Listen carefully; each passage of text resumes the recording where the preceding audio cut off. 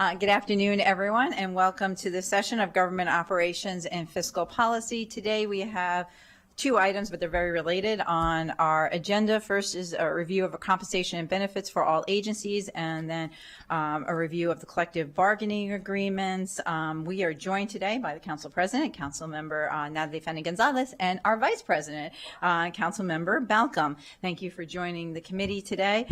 The committee today will be reviewing, as I said, compensation and benefits. We will not be taking any votes today. There are many things to consider as we look at this. I want to thank our central staff for their work on this.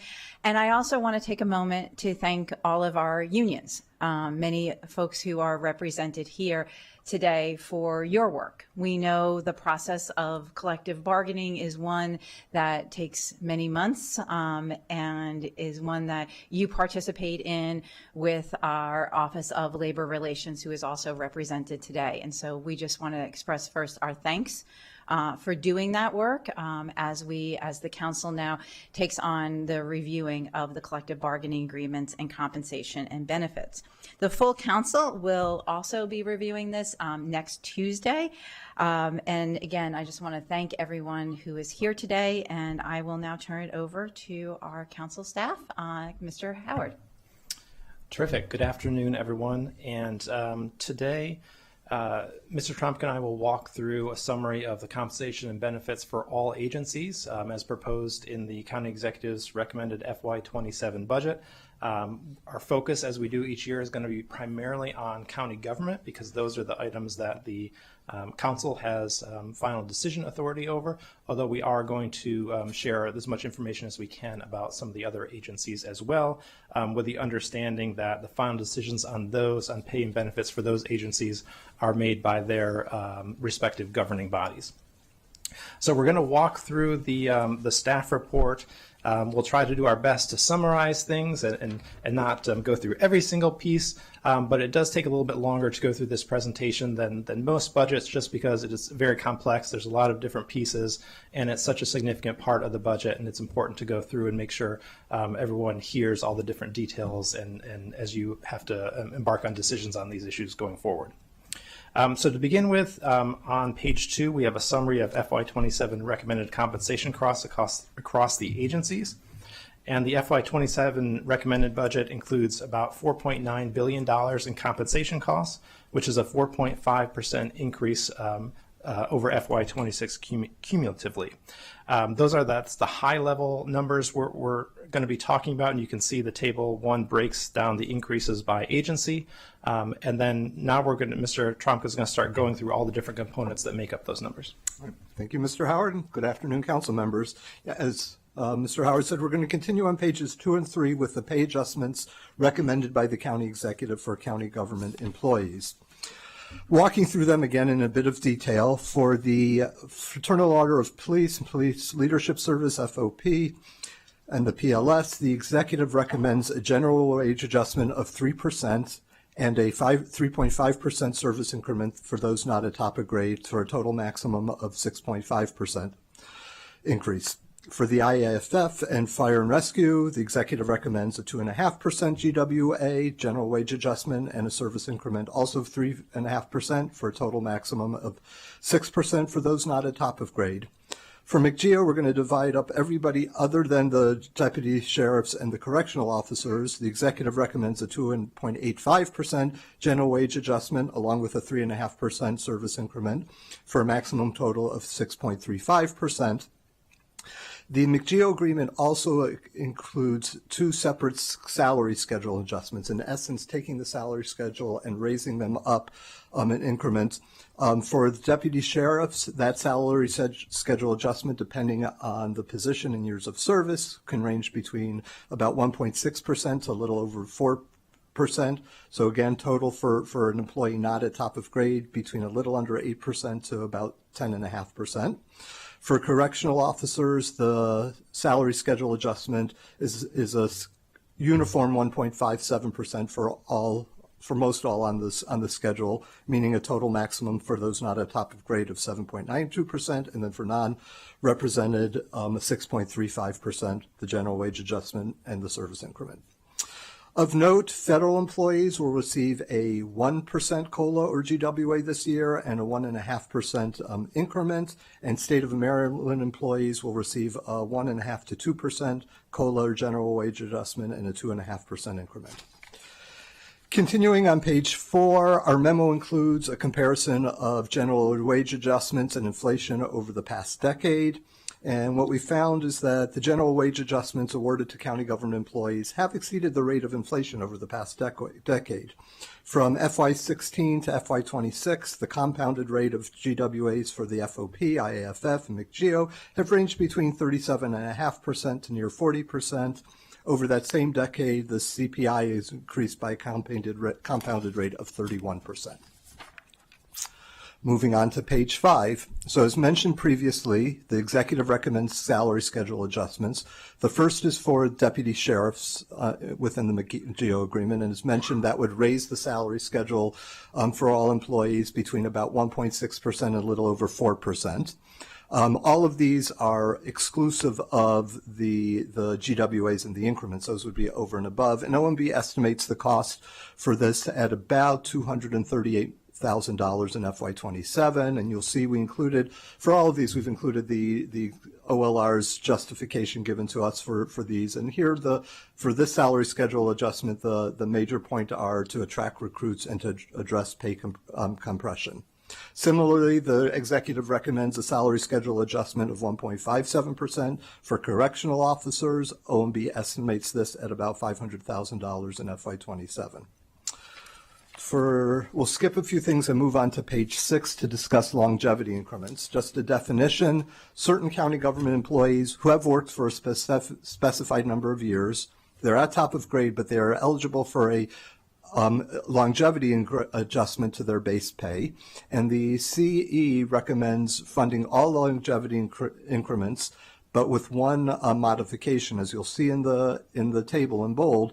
As part of the new negotiated agreement with the IAFF, the executive recommends advancing the third longevity increment for IAF members from 24 years to 22 years of service. And again, there's a justification in the packet from OILR. We'll note the first sentence where it says the intent of this change is to incentivize retirement at 25-year mark. Moving on to page 7, but continuing on the longevity, OMB calculated the cost of this compensation enhancement at about $548,000 in FY27 and about $1.2 million in its annualized cost, the cost over a full year. This would affect an estimated 76 IAF members. That translates to about $14,700 per employee. As we noted, OLR stated that the intent of this change was to incentivize retirement at 25 years. And so staff notes that if this change in longevity succeeds in incentivizing firefighters to retire after a few years, then that will affect county pension and retiree health costs. So we asked OLR to prepare or to request an actuarial analysis of pension and retiree health changes that would result from firefighters retiring at an earlier, after fewer years of service. The actuarial analysis showed a cost that would be incurred in FY27 of about $651,000, and over the course of 5 years, about $3.5 million by FY31. We'll move on to proposed retirement benefit and retirement health enhancements. The first are modifications to the RSP, which is the Retirement Savings Plan, and to the GRIP, which is the Guaranteed Retirement Income Plan. The RSP is a tax-deferred 401A plan that employees choose their investments, where the GRIP, the county guarantees a 7.25% annual return. At present, the county government contributes 8% of employee salaries into either the RSP and GRIP retirement accounts. Employees contribute 4% of their salaries. The executive's agreement with McGeo would raise the county government's contribution to 9% effective January of next year and to 10% effective January 2028. The agreement also raises the employee contribution to 5% of salary effective next January and to 6% effective January 2028. And the executive recommends, although this is in the McGeo contract, recommends both McGeo represented and non-represented RSP and GRIP participants receive this benefit enhancement. He also further recommends that the McGeo members who are hired before 2015 and who currently can participate in the RSP have a one-time irrevocable option to transfer their RSP balances to the GRIP. In addition, the agreement between the executive and McGeo would add a post-retirement annuity option for GRIP members. This provision would provide employees with an option to roll over their balance of their GRIP into an annuity that guarantees regular payments for the duration of their lives with an annual cost of living adjustment of up to 2.5%. Again, we have the justification from OLR, and I'll note that the intent in the second line of the italics is to make the GRIP more like a pension plan. OMB estimates the FY27 costs of these modifications at about $3.64 million for the first half of a 2-year phase-in of the proposed enhancement. As the higher contribution rate is scheduled to begin halfway through the fiscal year, the total annualized cost of the first-year enhancement is double the FY27 cost. So the annualized cost would be about $7.3 million. And when fully implemented in FY25, the benefit enhancement would cost $14.5 million per year. Moving on to pension modifications for deputy sheriff, correctional officers, and correction staff. The executive negotiated multiple modifications to the pension benefit offered to these employees.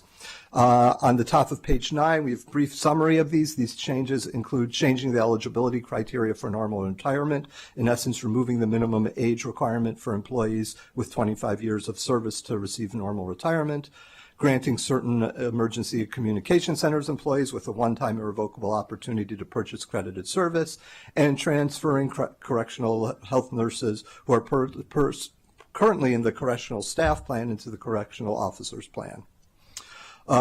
Again, council staff asked for actuarial analysis, particularly on the normal retirement change and how that would affect pension and retiree health costs.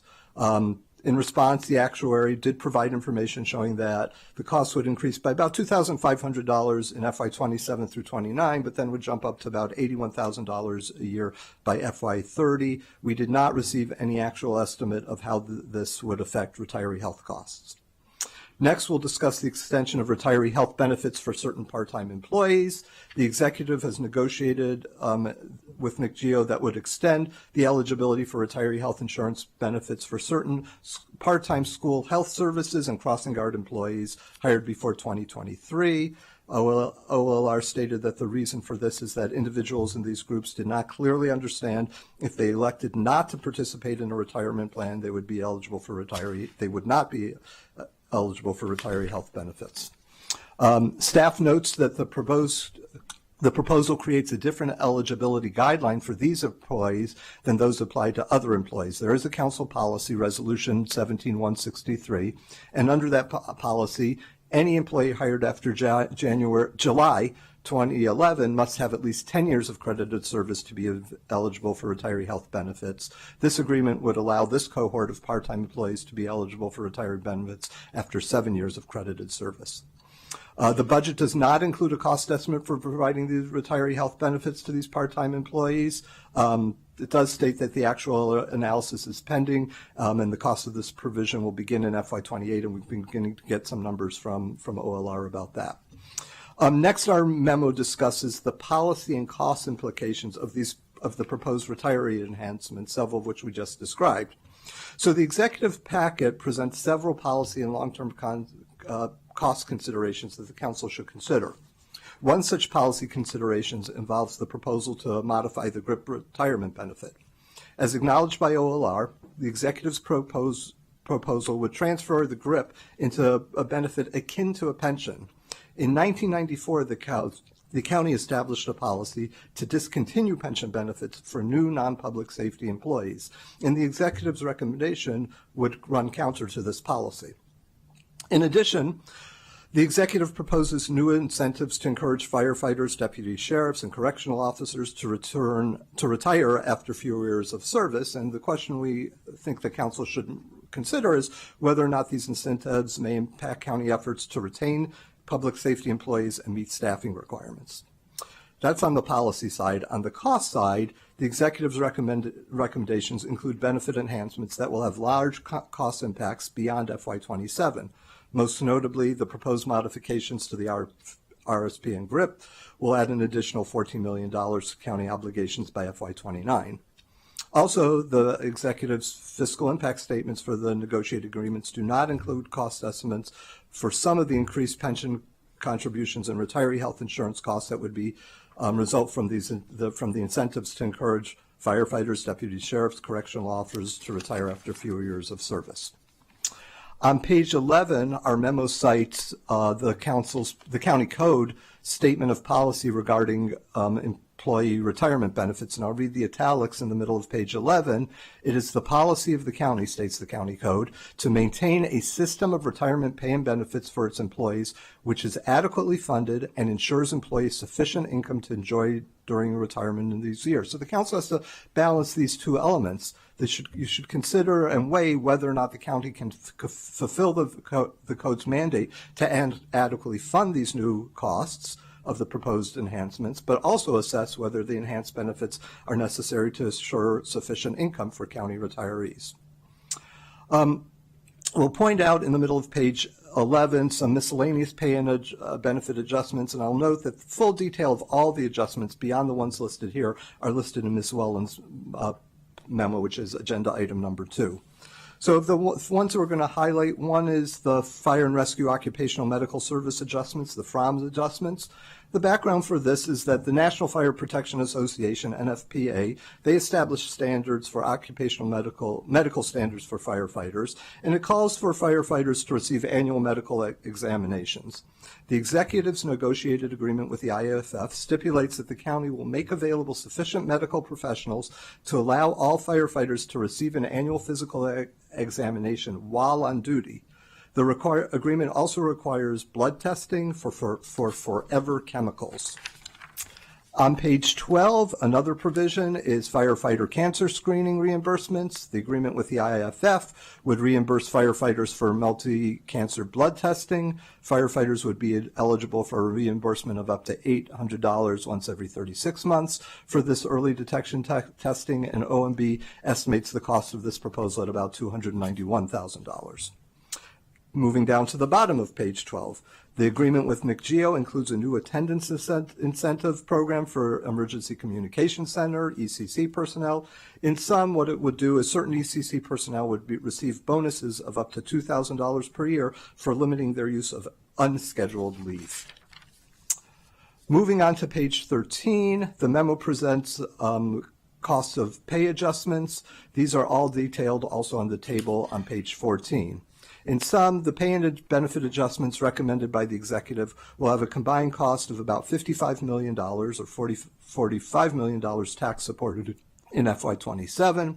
As we've mentioned, some pay adjustments, most notably service increments, take effect during the middle of the fiscal year, and so the amount of budgeted in FY27 does not reflect the full annualized cost. That is the 12-month cost. The annualized cost of all the FY27 pay adjustments is about $56 million, $47 million tax supported, which means about $7 million of the negotiated agreements and other compensation benefits would roll over into the FY28 budget and then be part of the base in subsequent years. And we will note that the executive's compensation recommendations include several retirement benefits with enhancements that would have large cost impacts in future years and add at least $11 million in compensation costs in FY29 and beyond. Jump to page 15, just very briefly on the county government workforce size. The executive budget recommends adding 119 tax-supported full-time equivalents, FTEs, in FY27, which is a 1.3% increase over the FY26 approved level. As Craig said, we're also going to do a high-level review of the other agencies. So in the middle of page 15, we'll look at MCPS pay increases. So the action happened last year where the Board of Education approved negotiated 2-year agreements for each of its bargaining units. The board's budget includes $186 million for tax-supported salary and benefit increases. The table on page 15 shows that eligible employees would receive a 3.25% general wage adjustment and a service increment ranging between 1.5% and 5.5%. For Montgomery College, their recommended operating budget includes about $7.7 million for compensation increases, but we have to note that as of the writing of this memo, the college had yet to complete its contract negotiations with its employee organizations. Top of page 16, for Park and Planning, their budget includes about $5.5 million for employee pay increases, and similarly, as of the writing of the memo, the Commission had not yet completed the negotiations with McGeo and FOP. And finally, for WSSC, their proposed budget includes about $14.5 million for employee salary increases. So now we're going to move on in the middle of page 16 to this brief discussion of retiree benefits, starting with the county government retiree benefits. As we've been discussing, there are different retirement plans. The pension plan, which is today almost entirely for public safety related employees, or the employees retirement system. For FY27, the executive's budget includes a contribution of about $77 million. For the RSP, the retirement savings plan, the budget includes about $27 million contribution. For the guaranteed income plan, the GRIP, the budget includes about a $20 million contribution in FY27. All told, the executive FY27 tax-supported county government retirement costs total $115 million, or $13 million, or 12.6% increase over FY26 budget. The table on page 18 shows the cost per employee for each of the plans.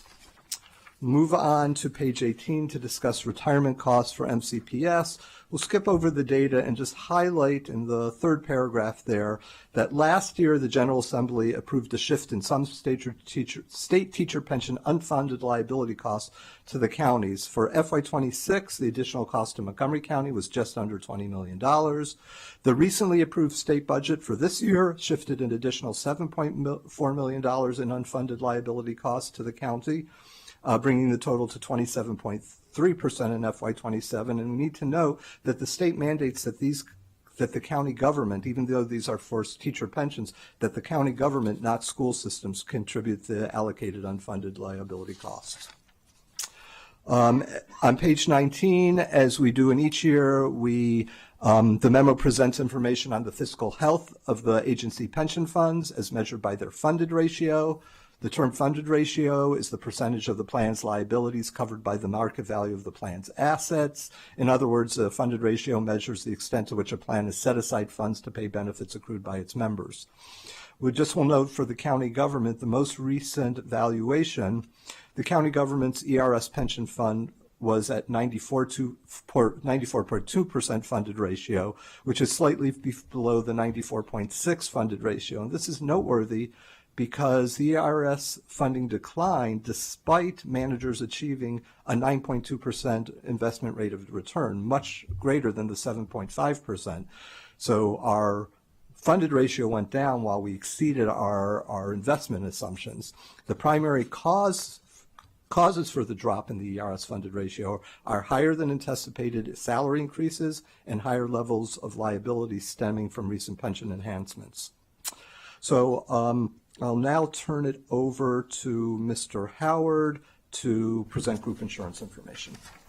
Great. We are now at the top of page 20, and we'll start with group insurance for active employees, where the total tax-supported request for active employees is $617.8 million, which is an 8.9% increase over FY26. And you can see the breakdown by agency.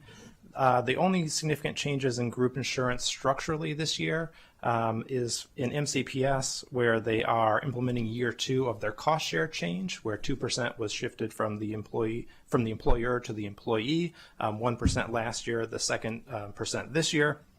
And also want to note that MCPS's group insurance funding does include $40 million to address their employee benefits plan structural deficit, which we'll have a little bit more information on in the next few pages.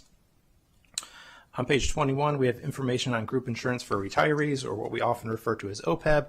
And as this committee is very well aware, there's two components to OPEB. There's pay-as-you-go funding, which is the current year costs for retirement to pay the costs for retirees for their health care. And the second component is pre-funding, which is putting money away for future retiree health care expenditures.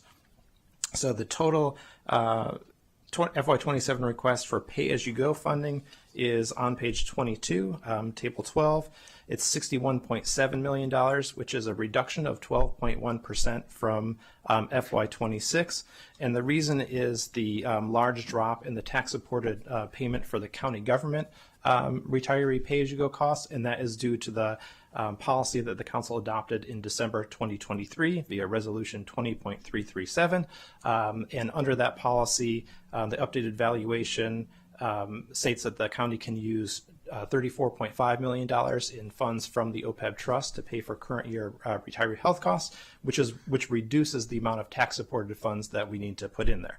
So that's why you see such a large reduction in county government. It's not because we're not paying retiree health benefits or people aren't using retiree health benefits. It's just the funding is coming from a different source, which was the intention of creating the trust in the first place to get to this point. So it's good to see this is working, and the council's policy is actually leading to reduced tax-supported costs going forward.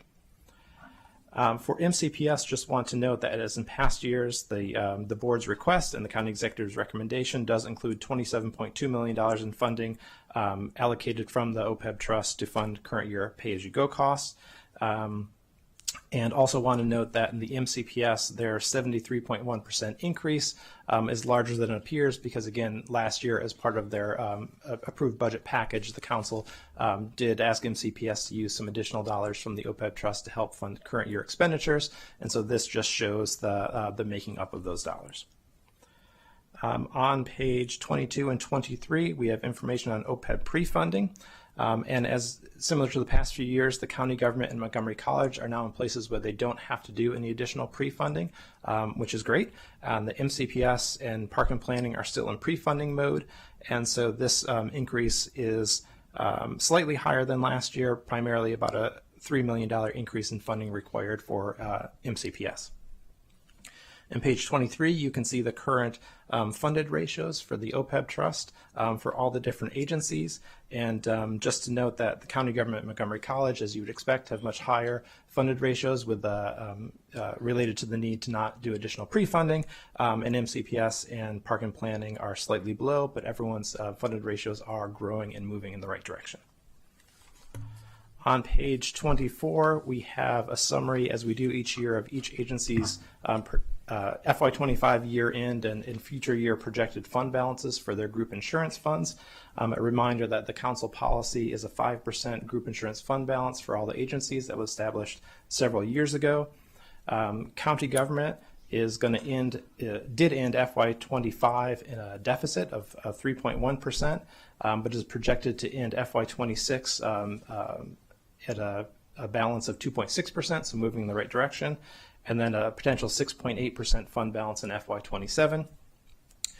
For MCPS, they ended the year for the active employees still in deficit, 11.7%, but the retired employees portion of their fund was actually to the positive, 1.5%, which is partially speaks to the actions the council and MCPS took to help shore up the funds last year. And you can see actually, we'll go to more information on MCPS in a second, but Park and Planning and Montgomery College both ended up with fund balance as well at the end of FY27, so their group insurance funds are in good shape. For MCPS on page 25, we do provide a bit more detail on their group insurance fund, and they provided some multi-year projections about how they see this fund going. And this is the same table you saw last year, but just updated this year with new numbers. And you can see they do project to be in a better spot by FY29, and we'll be able to have some more discussions about this with MCPS staff as part of the Education and Culture Committee work sessions coming up. And I'll turn back over to Mr. Trump. So when we presented to you last year, we highlighted something new, the rapid growth of pension costs retirement costs, and group health costs. And so on the bottom of page 25, we have a summary of group insurance and retirement cost trends. For both the county government and MCPS, benefit costs comprise about a quarter of top compensation costs. And as stated, we've seen experienced growth rates that have exceeded the rate of pay and salary. So the table on page 26 shows a steep increase in county government retirement costs in recent years. The executive's FY27 budget includes total tax-supported retirement expenditures that are 78% higher than in FY24, with an average rate of increase of greater than 21% per year. The primary causes for these are higher than anticipated employee salary increases and unfunded liability associated with past pension and enhancements. And we'll note that the full effect of the executive's budget on retirement costs is not included in the table, as the budget does not include FY27 costs associated with certain pension enhancements for deputy sheriffs and correctional officers. On the group insurance side, the costs have been averaging about a 10% increase a year, with healthcare claims being the primary cause. In MCPS, you'll see group insurance costs increases at a rate similar to those of county government, similar to the 9 to 10% range. There's been more moderate retirement cost growth for MCPS, in part because of the county government now paying for a portion of the state teachers' costs. We'll move to page 27 and discuss the compensation costs sustainability. And this goes back to March 2021, that when the council adopted Resolution 19753, which established fiscal policies, including a policy addressing the sustainability of county government compensation costs. And in part that reads, and this is the italics in the page 27, as a means to preserve long-term budget sustainability, the annual growth rate of total compensation costs, including all wages and benefit costs, should be similar to the annual growth rate of tax-supported revenues. So the executive's recommended FY27 budget includes tax-supported compensation costs that exceed those in the FY26 budget by 3.7%. Now, the executive's recommended operating budget also assumes a 5.1% increase in revenues from 26 to 27, including the property tax, income tax, and fee increases. Absent this rate increase, revenues would increase by a projected 2.3% in FY27. Over the 6-year period, looking at the 6-year budget timeframe from FY27 to FY32, what the executive budget shows is an average annual rate of revenue increase of about 3% per year, and that's with the proposed tax and fee increases. Absent those increases, it would be about 2.6% average revenue increase over the next 6 years. So to test the sustainability, as we're directed to do by the county code, we did the testing, and we're going to use the revenue projections that include the tax and fee increases. And so for FY27, the executive's recommended compensation costs grow at a rate of 3.7%, and that's above the projected 6-year revenue growth of 3% with the tax and fee increases. So the numbers are the differences between 3.7% of compensation growth rate and 3% of revenue. And even this relatively small difference between the two rates over the 6-year time period, even the 0.7 annual compounded rate, creates a significant gap between the cost of compensation and the revenues needed to fund those costs. Should compensation costs growth exceed revenue by just 0.7% a year, by FY32, compensation costs would increase by a combined $216 million, more than their proportional share of revenues. Now, the intent of the compensation sustainability policy is to align recurring pay and benefit expenditures with available resources without requiring offsetting service level reductions or revenue increases. As compensation costs comprise about 60% of the county government's operating budget, if the rate of spending on pay and benefits continues to outpace revenue growth, then we'll have a situation where insufficient budget room would exist to fund other priorities, or would necessitate raising taxes or finding other ongoing sources of new revenue. Staff suggests that achieving long-term budget sustainability requires decision makers to look beyond a single budget year and assume a multi-year perspective. The county has adopted some practices that promote long-term sustainability. We have a long-time commitment to fully fund actuarial determined pension contributions to ensure that dollars are set aside for future obligations at the time the county assumes those obligations. Similarly, as Mr. Howard just described a couple minutes ago, the OPEB funding policy adopted by the Council in 2023 has made available additional funds to cover an increasingly larger share of current year retiree health insurance claims. And in addition, the executive deserves credit because in each of the last 2 years, he has recommended general wage adjustments that take effect at the beginning of the fiscal year, thus minimizing the impact of the pay adjustments on subsequent fiscal year budgets. However, in contrast, certain practices produce fiscal impacts that multiply in subsequent fiscal years and may create future sustainability challenges that appear less tangible in the first year. Compensation enhancements that are staged over multiple years may seem to have manageable fiscal impact at the outset, but may lock in significantly larger fiscal demands on future year budgets.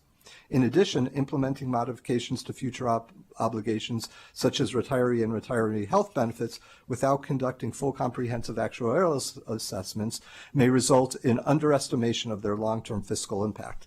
So in sum, the challenge for this year comes both from the pace of the compensation cost growth, but also from obligations placed on future year budgets. We're going to move on to the compensated-related non-departmental accounts, and there's really only one thing to note here, and that's this first compensation employee benefits adjustment NDA. This is the parking lot for two significant items. One, this is where the dollars appear for the shift of teacher pension costs that are now paid by the county government, and also in this NDA are the costs associated with the RSP and GRIP modifications. On page 31 through 34, we have analysis of the administrative costs related to retirement plan and OPEB trust administration. In sum, there are no red flags, and we present no issues here. So I'll now turn it back to Mr. Howard to discuss other compensation issues beginning on page 34. Great. So the last two other compensation issues, the first is salary schedules, and I prepared an addendum that was published on Friday with all the different salary schedules in it, and this includes the salary schedules proposed by the executive that are related to the collective bargaining agreements, as well as the other salary schedules that aren't part of a collective bargaining agreement. So you have them all in front of you. The only decision points, which will be at a future discussion, is the non-merit salary schedules for both the executive branch and the legislative branch. Those for essentially appointees.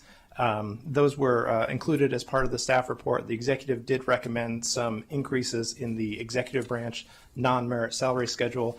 Those don't actually increase people's salaries. They just increase the hiring range that you can bring someone in at. But I would recommend that any discussion of the salary schedules gets deferred until the discussion of the actual compensation increases that employees are getting, so we can make sure everything aligns together. And then last, each year we always include information from agencies on their personnel management data, or PMR. We thank the agencies for taking the time to put all this information together.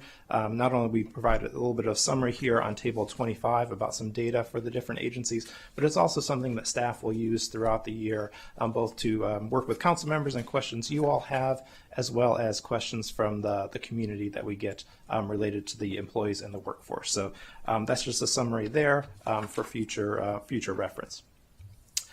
Section J, beginning on page 36, as we did last year, walks through some potential reductions for committee consideration, and these are just for today is just presented to you all for your information. Obviously, if the council, one of the things the council is grappling with this year is a recommended tax increase from the county executive. And if, as we discussed at the budget overview, if the council chooses not to support that tax increase, then it would need to find savings elsewhere in the budget. And compensation costs are a significant portion of the budget, since most of what we do as a county is done with people. And so option one, which is shown on page 36, provides examples of reduced costs that you could have if there are alternative FY27 GWAs compared to what the current recommendations are from the county executive and from the other agency boards, from the Board of Education. So it shows what the different costs would be associated with a 1% GWA reduction for all employee groups. Employee groups are provided with a 2% GWA across the board, and if employees are provided with a 2.5% GWA across the board. And you can kind of see the different numbers and the savings that would be associated with those.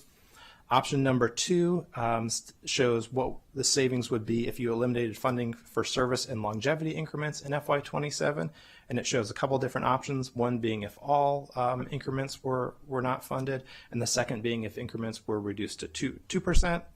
And then option number 3, table 28 on page 37, shows an option of make some reductions to other proposed compensation and benefit adjustments, such as the salary schedule adjustments, the longevity change, the retirement enhancements. And it also includes a couple retirement issues here where we don't have any specific costs with FY27, but would be cost savings for FY28 if those were not implemented. And the purpose of these is just to provide some context and options for the committee, and then obviously the full council to consider, and with the understanding that these are not mutually exclusive options, that there can be different components selected from each of these if that's the way the council wants to go. But just wanted to make sure both first the committee and then the full council has all this information as you're deliberating and making decisions. And I will stop by saying Section K is committee decision points, which we do not need to go over today. And before I turn it back over to the chair, I just want to extend our thanks to Ms. Harling and Mr. Donaldson from the Office of Labor Relations, as well as Ms. Jackson from Office of Management and Budget, for taking the time to answer all of our numerous questions and numerous emails as we put all this information together. Thank you very much, Mr. Howard, Mr. Trumka, for that excellent presentation. I have a couple of questions. I'll turn it over to my colleagues for questions. But first, I want to see Ms. Harling or Mr. Donaldson, do you have anything else to add before we turn it over to the committee for questions? No, not at this time. Happy to Okay. answer your questions. Great, thank you. I just have a couple of questions, and I think they started to get answered. The first question's on the longevity increments. And Ms. Harling, I think this is a question for you all. In response to the our central staff's questions regarding the justification for the longevity, it said, these injuries create fiscal impacts for the county, including increased workers' compensation claims, staffing, backfill during disability leave, light duty assignments, and related operational challenges. And I was wondering, do we have any analysis on that?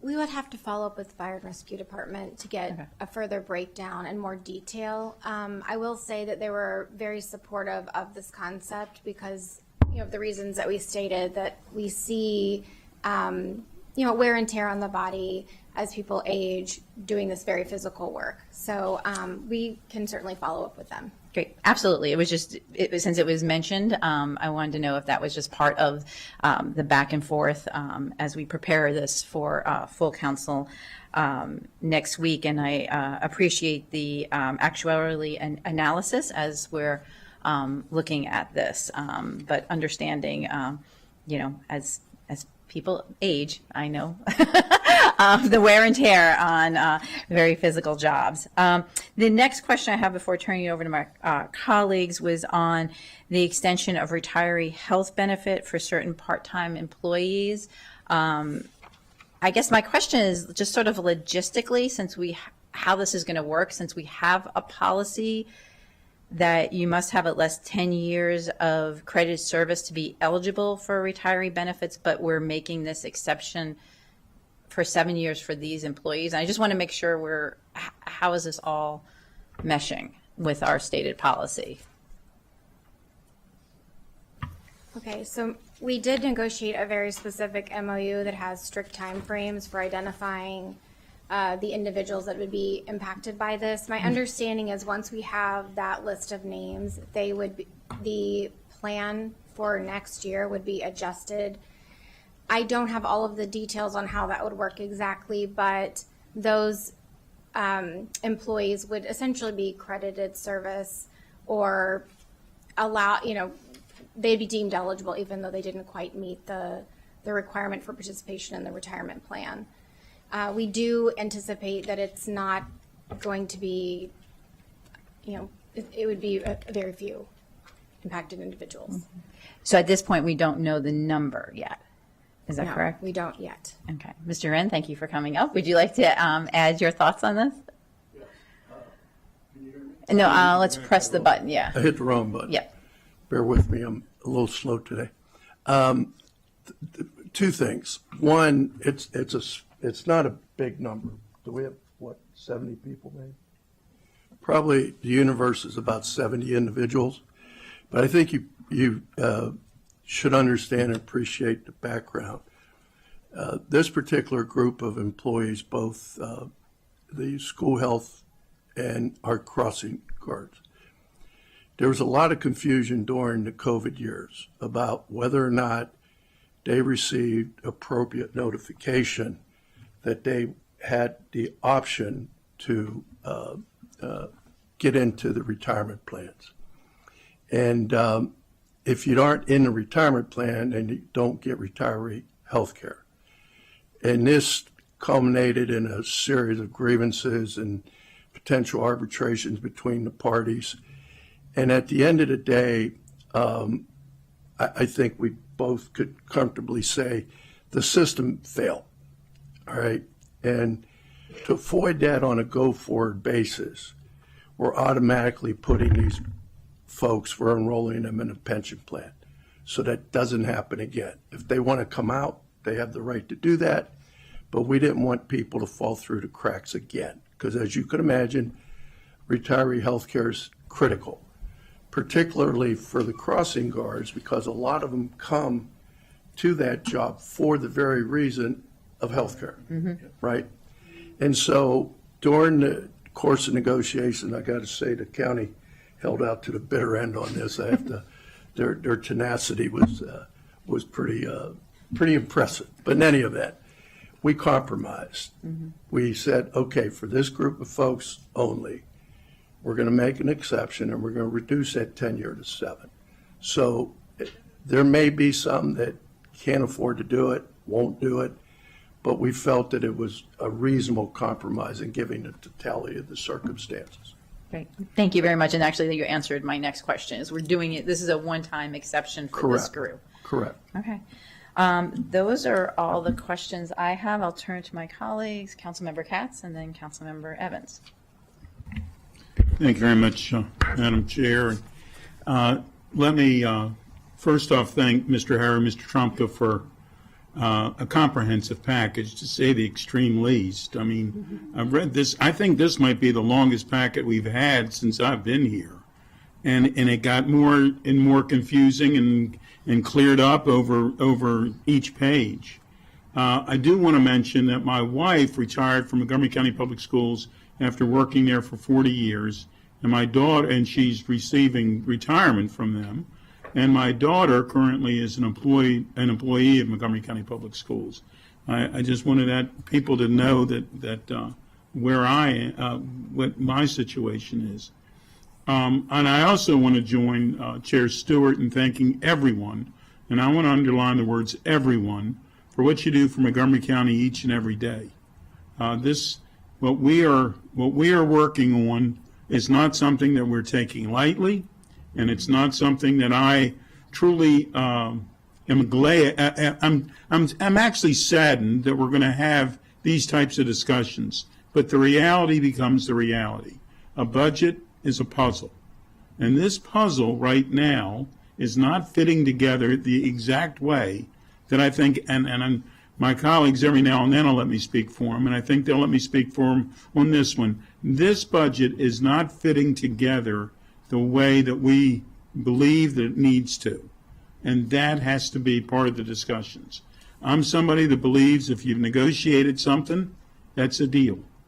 However, the way the county negotiations are set up is that the county executive side negotiates, and then it comes to the county council. And I always say it's like, ask your mother. I had 2 daughters. They came to me and said, look, can we do this and that? And I didn't think it was the best idea, but I said, oh, fine with me, go ask your mother.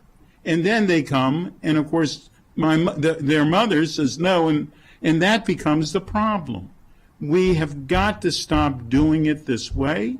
We have got to, and to the point earlier that we need more than 1 year to have discussions, multi-year, that has got to be what we do through the council and the county executive side and live by those agreements. But we're not at this moment exactly there yet. And there's so much in this about the whole idea for medical services, for firefighters. First off, even if that weren't something that was negotiated, we need to do that. We need to keep people safe, and we need to figure out how we're going to do this. So I, for one, am somebody that realizes that this is a struggle, but we will have to get through it together. And together means that from the council side, from the county executive side, and from our partners from our union partners as well. We need to figure this thing out. And I can promise you I will try my best to do that. Thank you very much, Matt. Thank you, Councilmember Katz. Councilmember Evans? Sure. I will first start off by saying my colleague said a good bit of the things that I was thinking, and I don't think you can say it more than 2 times that I am just grateful for everyone that does all the work that they do. I've been on here for a short period of time and met with a lot of different groups, and I continue to say how proud I am to live in Montgomery County. So much good happens here, and you just would not realize that. I think sitting in this seat helps me to see a lot more of what happens behind the scenes and through the services that are provided that I just would not even know. So I believe, like what was stated by Councilmember Katz, as well as Aaron, I don't want to say your first name on TV, and I can't think of your last name off the top of my head. Yes, but I do think it would behoove us to think about multiple years instead of looking at everything in a single snapshot.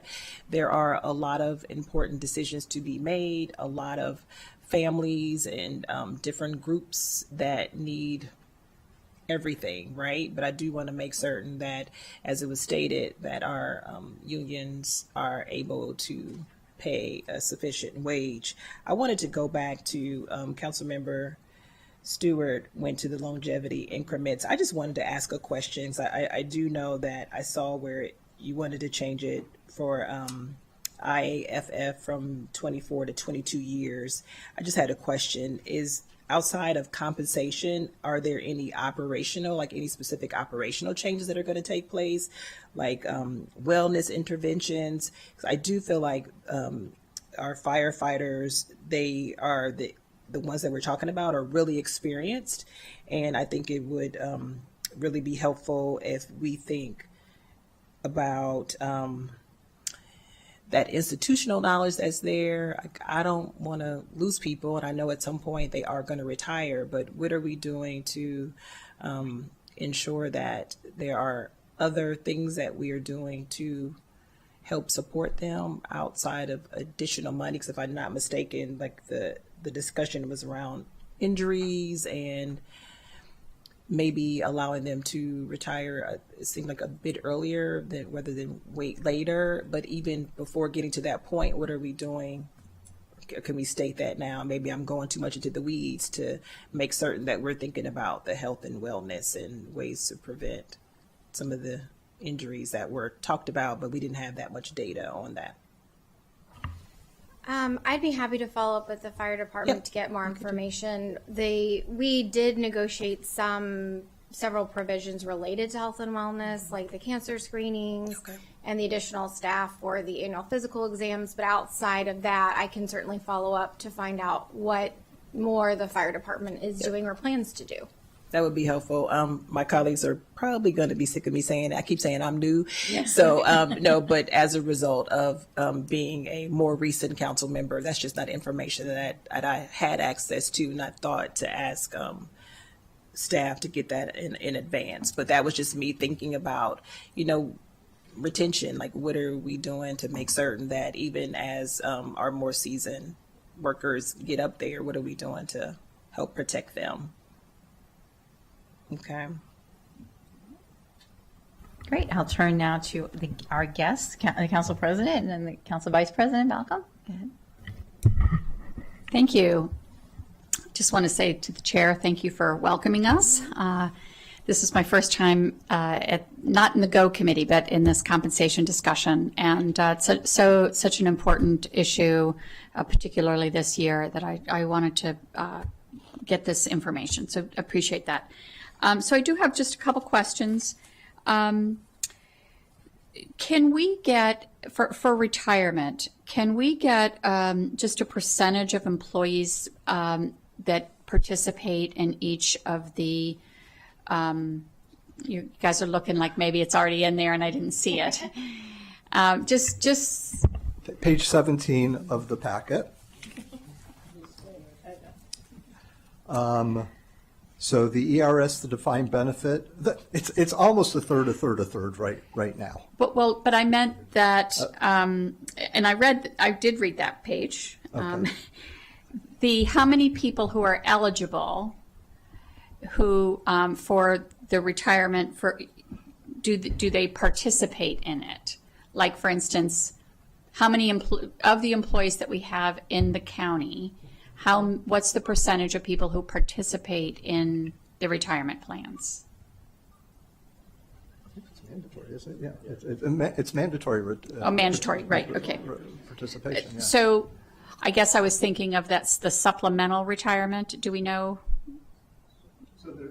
There's deferred compensation, which is an optional program. Yeah, do we know what percentage there? I don't, Okay, not okay. off the top of my head. Thanks.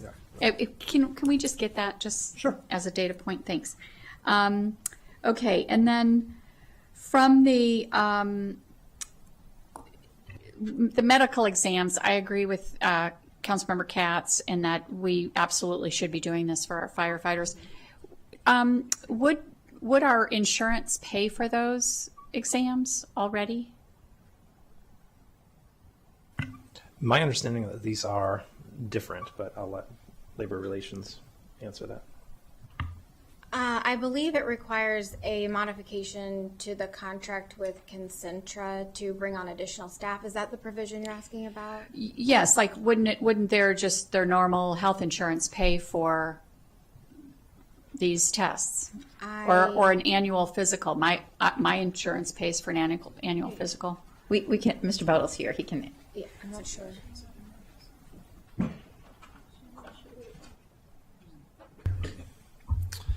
So there's a big difference between the physical you'd go Jeff, to. could you just introduce yourself for I'm sorry, all the people watching at home? Sure, Jeff Buttle, president of IFF Local 1664. So there's a big difference between the NFPA occupational physical that we provide for our firefighters through our From section, determine your fitness for duty and whether you're medically qualified, versus the physical that you get at your primary care physician. I mean, they're night and day different from each other. So to answer your question, no, the insurance would not cover that in-depth of a physical. Okay, and it's similar to the lab tests? Yeah, so the blood work and stuff goes well beyond the scope of what you would get at your primary care physician. Okay, great, thank Support you. what Mr. Buttle said, they include things like the physical aerobic capacity, physical strength, things that you wouldn't get in a Correct. normal physical, yeah. Okay, thank you. And then the question about the part-time workers' retiree benefits, would they have the same cost share as full-time employees? Essentially, yes. So the part-time, I'm looking at equity of a full-time employee paying, part-time employee paying the same amount for health care as a full-time employee, and whether that's equitable or not. Do you want to? Well, it's a percentage based. The cost share would be the same largely between these if these part-time employees are first of all, part-time employees currently are eligible. These were just employees that had not been participating in a retirement plan, so therefore we're not eligible because of that. Right. The only difference is the 7 years eligibility versus the 10 years eligibility. That's where you could have a difference between someone who's in this cohort versus a different county employee who would not be eligible until 10 years. But the cost shares would remain the same, and we did double check that and is in alignment with the cost share schedule that was approved by the council by the resolution in 2011. Okay, great, thanks. Could I add something to that, just for informational purposes on the cost share, and I appreciate your sensitivity to that. What we're finding, what's happening particularly with the crossing guards, and we'll have to try to figure out a way to balance this with the county on a go-forward basis. We're at a point now that the cost of their retiree health care is not, their retirement payment is not sufficient to pay for the monthly premium.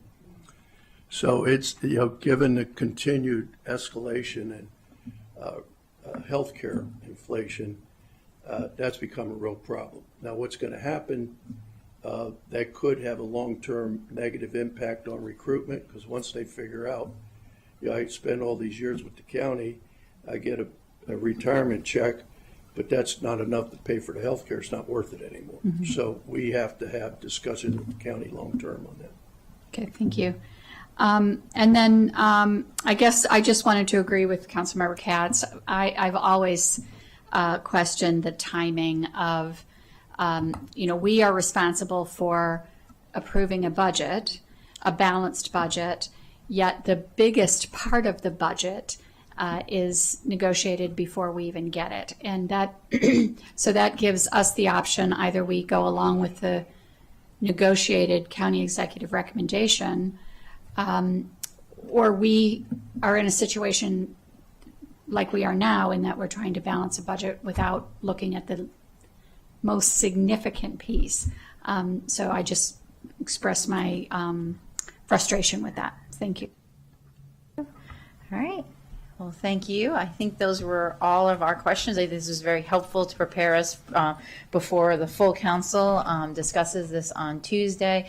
And I do want to say again, thank you so much to our representatives from our union who are here. It was very helpful, Mr. Buttle, Mr. Wren, to hear from you all and get some more of the background. That's why we wanted to hold this committee session, because as we saw, there are many pieces to our compensation and benefits. And so understanding all the pulls and takes that you all went through over many months to come to this was very helpful. So I think we're done with that part. And Ms. Wellens, I know we have the CBAs, the collective bargaining agreements, before us, and so I'm going to turn it over to you now. Great. Thank you so much, Madam Chair and council members, and good afternoon. This second item will be relatively brief, simply because you went over so much of the substance very thoroughly during the first item. So as you know, the executive transmitted to the council on April 1st the 3 collective bargaining agreements, and specifically the terms of those agreements that will have a fiscal impact in FY 2027, and provisions that require the enactment, repeal, or modification of a county law or regulation. And under the statutory process that under the county code for the labor relations laws, the council has until May 1st in order to indicate its intention to approve or reject each of these provisions that the county executive has identified for FY27. The terms that the council will be considering for FY27 are laid out starting on page 2 of the staff report. They are also summarized. If you go to Circle 1, there is a chart that puts them in even more of a succinct form for review. And then, of course, the packet includes each draft resolution that the council would do, one resolution for each bargaining agreement. The submissions by the county executive and the fiscal impact summaries are all included in the packet. I will be brief in just highlighting the items that were not addressed in detail by Mr. Tromka previously.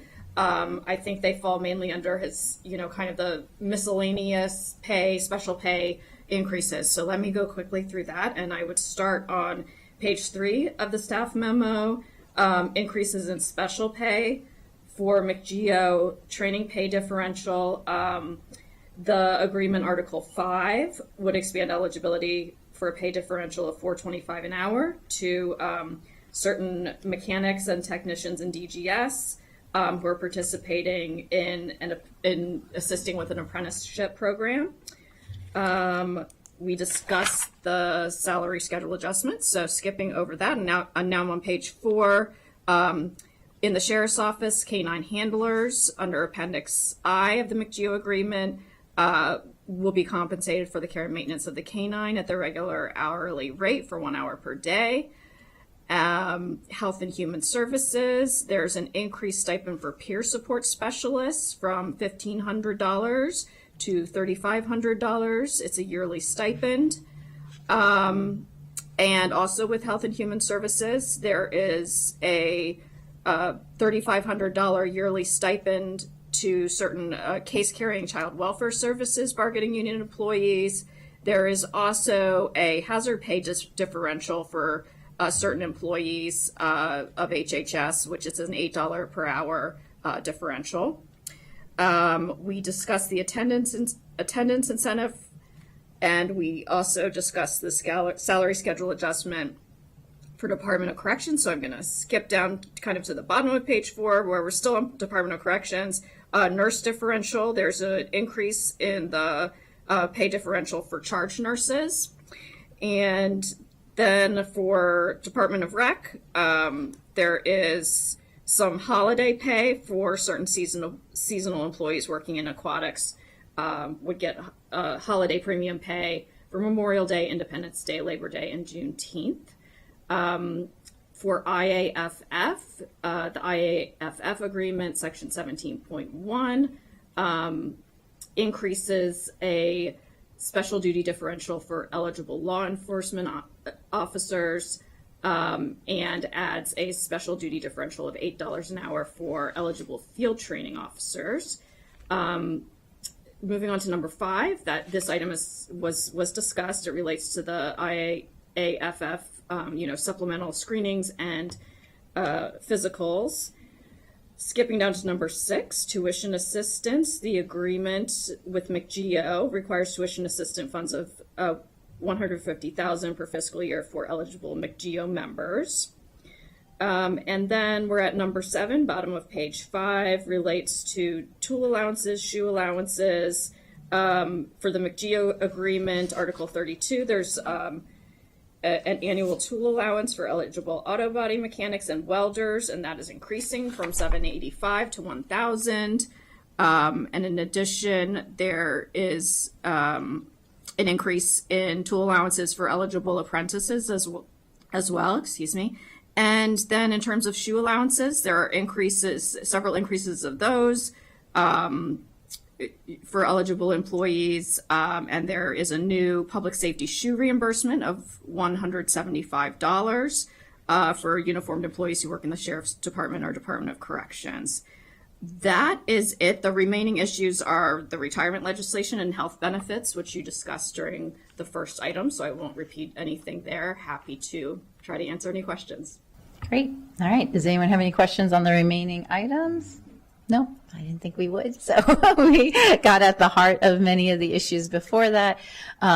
And I think with that, I don't see any remaining questions or comments. I just again want to thank everyone for coming today. Mr. Howard, Ms. Trumka, for all your work. Ms. Wellens, thank you for putting together the packet on the collective bargaining agreements.